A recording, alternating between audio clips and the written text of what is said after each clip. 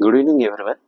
మనం ఇప్పుడు మాట్లాడేది భారతదేశంలోని సినీ రంగంలో అత్యున్నతమైన అవార్డు అయినటువంటి దాదా సాహెబ్ ఫాల్కే అవార్డు గురించి మనం మాట్లాడదాం. దాదా సాహెబ్ ఫాల్కే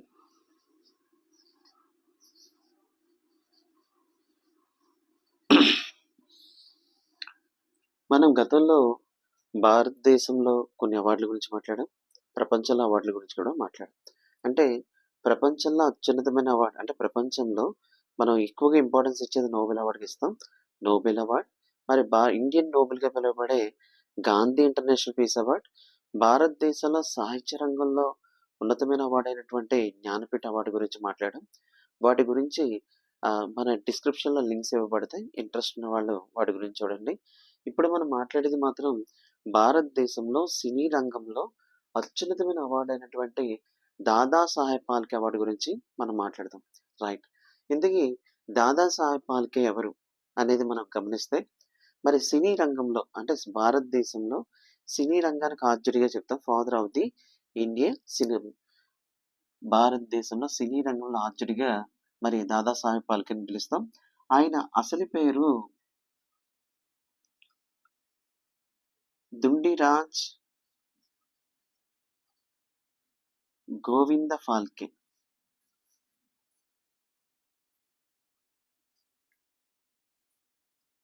మరి father of the Indian cinema అని మరి దుండిరాజ్ గోవింద ఫాల్కే గారిని పిలుస్తారు. రైట్.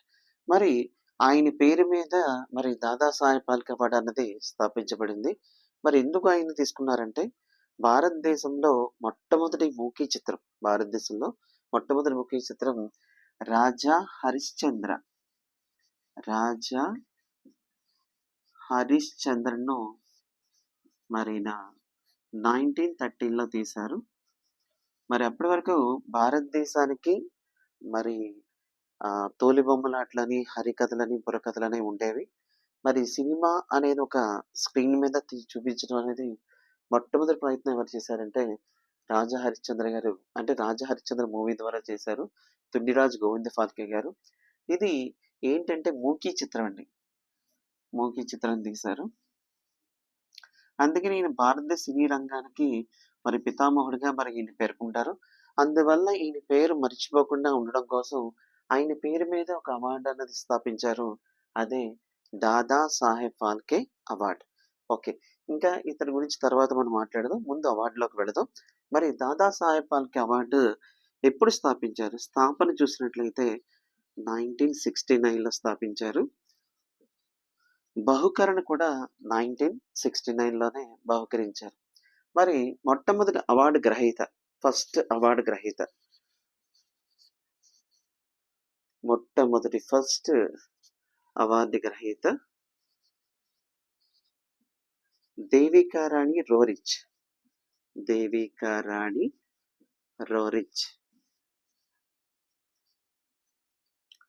దాదాసాహెబ్ ఫాల్కే అవార్డు పొందినటువంటి మొట్టమొదటి వ్యక్తి ఎవరన్నప్పుడు దేవికారాణి రోరిచ్. మరి రెండవ వ్యక్తి బిఎన్ సిరికార్.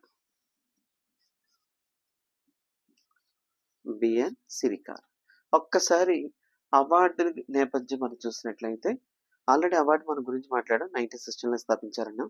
మరి అవార్డుకి ఏమి ఇస్తారు అది కూడా ఒకసారి చూసినట్లయితే, క్యాష్ ప్రైజ్ 10 lakhs ఇస్తున్నారు. మరి దాంతోపాటు స్వర్ణ కమలం ఇస్తారు. శాలువ.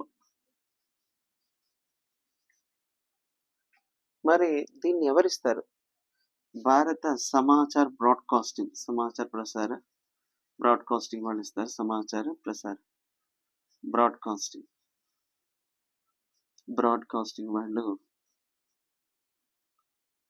ఇస్తారు. దీంట్లోంచి మనం చూసినట్లయితే ప్రజెంట్ మరి మినిస్ట్రీ, సమాచార్ బ్రాడ్కాస్టింగ్ మినిస్టర్ మనం చూసినట్లయితే Ashwini Vaishnav.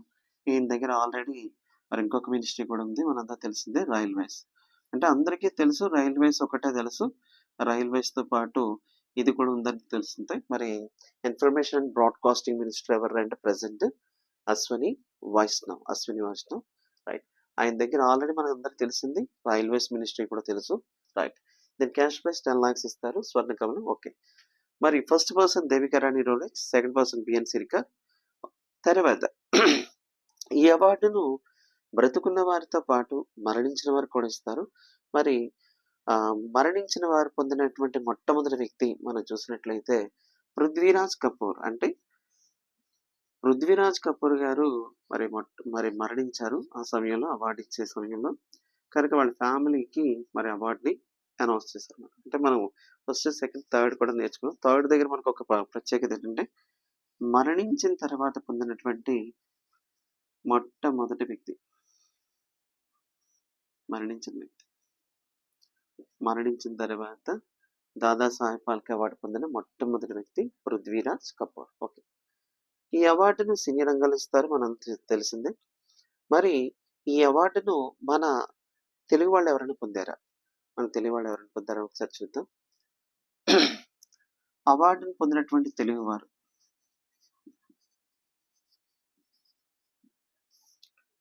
Bommireddy Narasimha Reddy,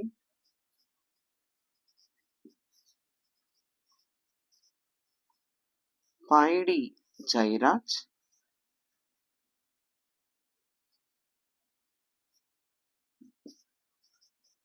LV Prasad, Bommireddy Nagireddy,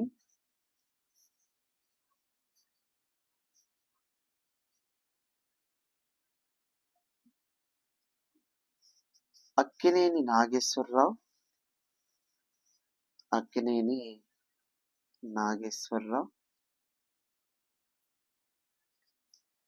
D Ramanaidu,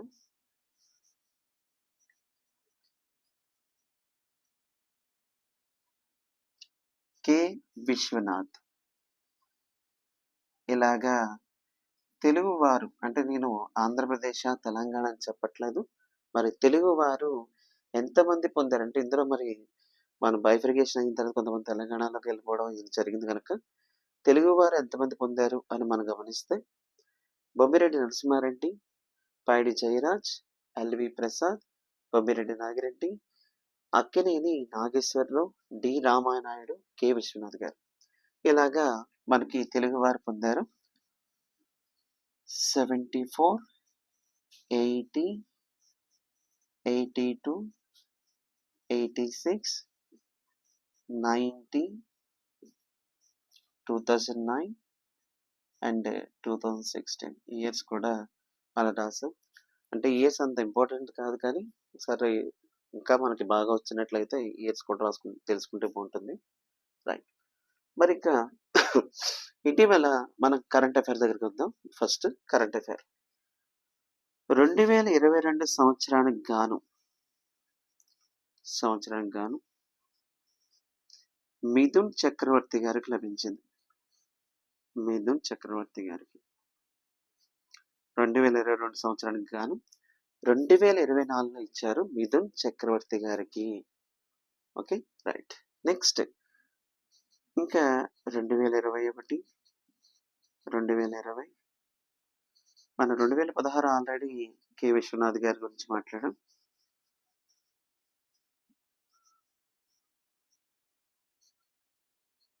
2017 Hindi actor Vinod Khanna,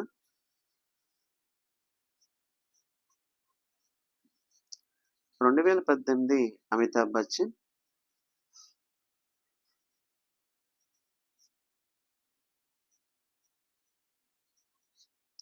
2019 Rajinikanth,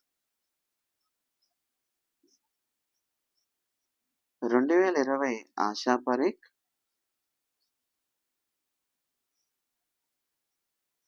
2021 గాను వహీదా రెహమాన్.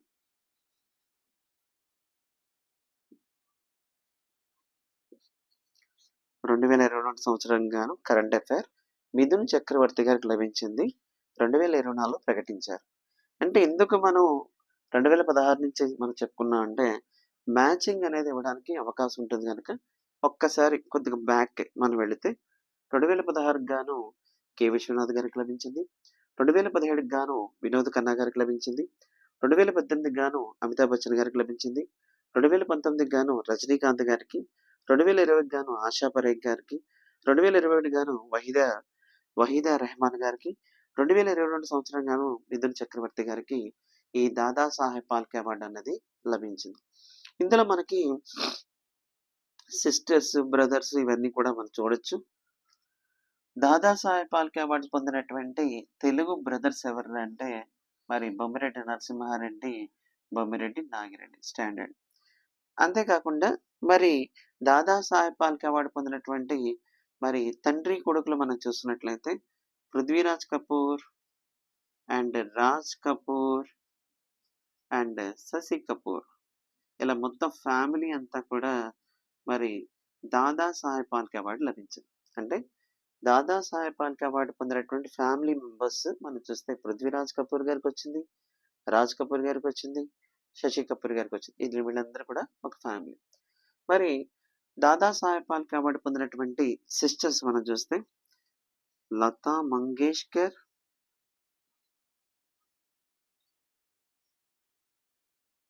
'ఆషా భోంస్లే' వీళ్ళిద్దరూ కూడా మంచి గాయకులు.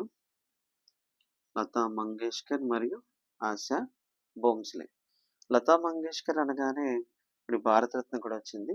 లతా మంగేష్కర్, ఆశా భోంస్లే వీళ్ళు మరి సిస్టర్స్.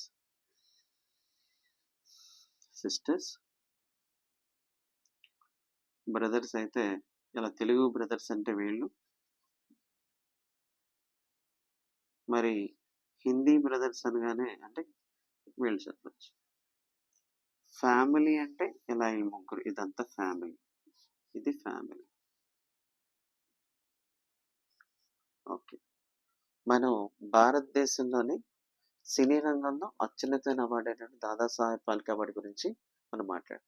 మరి ఈ అవార్డు దుండిరాజ్ గోవింద ఫాల్కే పేరు మీద తీస్తున్నారు. ఒక్కసారి మరి దుండిరాజ్ గోవింద ఫాల్కే అనేవారు మరి దాదాసాహెబ్ ఫాల్కేగా పిలువబడే ఆయన యొక్క అసలు పేరు.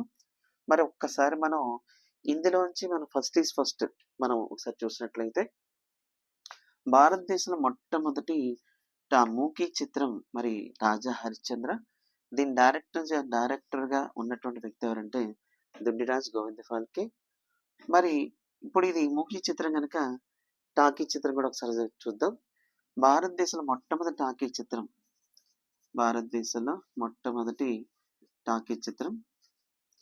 ఆలం ఆరా. మరి దీని డైరెక్టర్ అర్దుసిర్ ఇరానీ అనే ఆయన దీని డైరెక్టర్. అర్దుసిర్ ఇరానీ అంటే ఫస్ట్. ఇది మూకీ చిత్రంలో ఫస్ట్ భారతదేశం మొట్టమొదటి టాకీ చిత్రం ఆలంఆరా. దీని డైరెక్టర్ అర్దుసిర్ ఇరానీ. మరి ఈ ఆలంఆరా మూవీని ఎప్పుడు తీశారంటే 1931లో తీశారు. చూడండి, ఈ 13 ఉల్టా చేస్తే 31 అవుతుంది. రైట్. మరి ఈసారి మనం తెలుగు వాళ్ళం కనుక తెలుగు మూవీలు కూడా ఒకసారి తెలుసుకుందాం. భారతదేశంలో అంటే తెలుగులో మొట్టమొదటి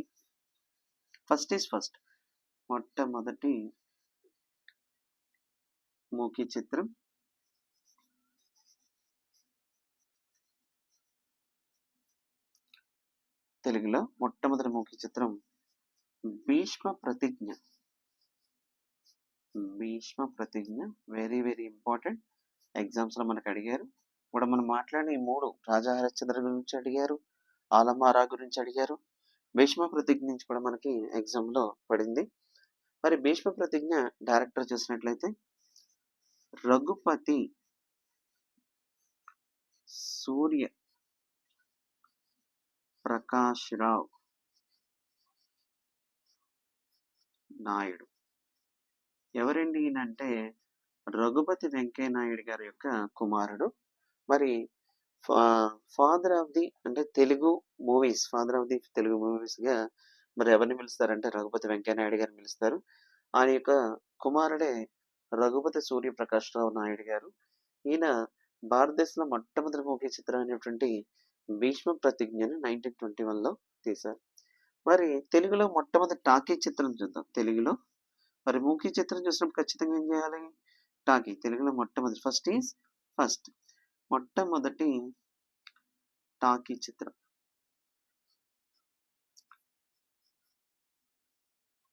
మోస్ట్ ఐఎంపీ మనకి కానిస్టేబుల్ ఎగ్జామ్‌కి, ఎస్ఐ ఎగ్జామ్‌కి కూడా పడిందిది. మొట్టమొదటి టాకీ చిత్రం 'భక్త ప్రహ్లాద్'.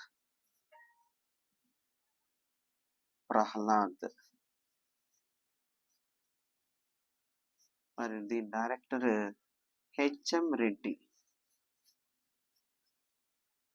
హెచ్ఎం రెడ్డి. తెలుగులో మొట్టమొదటి టాకీ చిత్రం 'భక్త ప్రహ్లాద్'. దీని డైరెక్టర్ హెచ్ఎం రెడ్డి. రైట్. ఇది కూడా ఎప్పుడు తీశారంటే 1931లో తీశారు. ఇంకా ఇంతవరకు వచ్చాం కనుక ఫస్ట్‌లో ఇంకా మొట్టమొదట కథానాయకుడు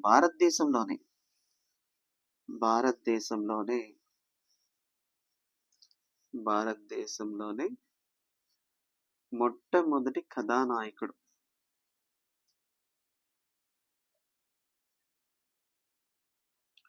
కథానాయకుడు అంటే నథింగ్ బట్ హీరో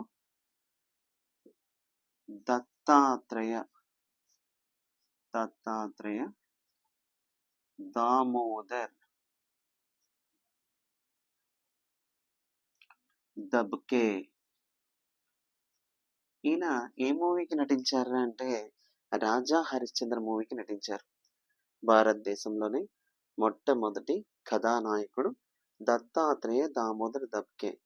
మరి ఎలాగో హీరో గురించి మాట్లాడినప్పుడు మరి కథానాయకి హీరోయిన్ గురించి కూడా భారతదేశంలో మొట్టమొదటి కథానాయకి గురించి కూడా ఒకసారి చూద్దాం. భారతదేశంలో మొట్టమొదటి కథానాయకి దుర్గాబాయ్ కామత్. మరి ఈమె భస్మాసుర అనే మూవీలో అనే ఒక మూవీలో నటించారు. ఈ భస్మాసుర మూవీకి మరి డైరెక్షన్ చేసిన వ్యక్తి ఎవరంటే దుండిరాజ్ గోవింద ఫాల్కే. అంటే ఫస్ట్ హీరోయిన్ ఇంట్రడ్యూస్ చేసింది రెండు కూడా ఎవరంటే దుండిరాజ్ గోవింద ఫాల్కే. అతన్ని మనం ఒక బిరుదు పరంగా ఒక గౌరవంగా దాదా సాహెబ్ ఫాల్కే అని పిలుస్తాం.